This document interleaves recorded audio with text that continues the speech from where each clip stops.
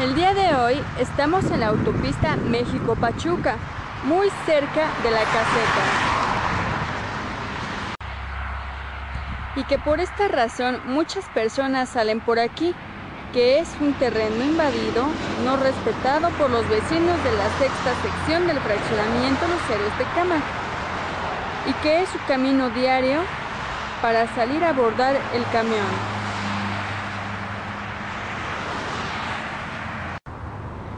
También por acá, en la sección Bosques, espacio implementado por los habitantes, ya que los puentes les quedan demasiado lejos. Para Canal 6 Noticias, Milagros Ibarra.